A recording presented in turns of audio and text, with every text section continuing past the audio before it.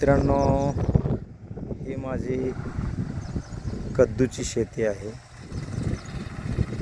अगदी main road touch Palasgaon टाकळगाव ताकबीड रस्त्यावरती या ठिकाणी मी यावर्षी नवीनच कद्दूची शेती घेतलेली आहे.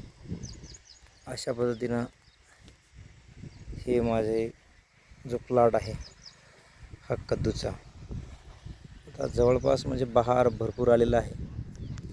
आता छोटे छोटे कद्दू असे भरपूर वेगाने पकडलेले आहेत. जवळपास एक 8 दिवसामध्ये हे जे कद्दू आहेत हे जवळपास तोडणीला येतील. हा माझा इथला कद्दूचा जो प्लॉट आहे अर्धा एकरचा आहे. खूप असं सुंदर याची व्यवस्थापन केलेली आहे.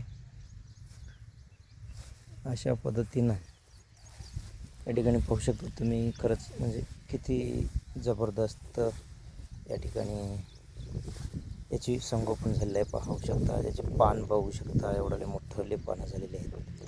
त्यांना खूप असं जबरदस्त ऑर्गॅनिक पद्धतीनं या ठिकाणी आम्ही ही कद्दूची शेती करीत आहोत. गावालगत असून पळसगावच्या जवळपास एकदम जवळच आहे, अंतरावर. हे बघा, हे गाव आहे माझं. हे गावातील घर आहे. हे आमच्या शेजारीच आहे डीपी. हा बघा मेन रोड, आणि तो ट्रॅक्टरच्या जवळ आहे माझा तो बोर. अगदी डांबर रोडला लागून आहे. इथून पुढं टाकळगाव ताकबीडला हा रस्ता जातो. अशा पद्धतीनं आम्ही आता ही कद्दूची शेती करत आहोत. तर पहिल्यांदाच आम्ही आमच्या शेतामध्ये भाजीपाला लागवड केली आहे. तरी त्या मानाने आम्ही ज्या पद्धतीनं जे काही तंत्रज्ञान आहे याची लागवड क्षमता कशी वाढवावी यासाठी ऑर्गॅनिक पद्धत अवलंबली आहे.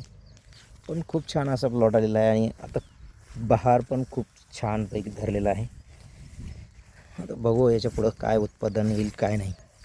सध्या तरी या कंडिशनला खूप छान असं बहार आहे. खूप छान असं वेली पण खूप छान धरले आहेत, आणि खूप पाहना तुम्ही फुलांचा बहार खूप सुंदर असं जबरदस्त आहे. पहा, आता कद्दू पण याला येत आहेत. बरेचसे असे संख्यामध्ये कद्दू आहेत. जवळपास एका वेळेला 20, 30, 40 अशा पद्धतीनं आता सध्याचा पहिला बहार म्हणजे सुरुवात आहे. ती पण लहान आहेत. अशा पद्धतीनं आम्ही या ठिकाणी हा कद्दू व्यवसाय करण्यासाठी पहिल्यांदाच उतरलो आहोत. तर मित्रांनो, कसा वाटला तुम्हाला हा माझा कद्दूचा जो मळा आहे, कॉमेंटमध्ये कळवा.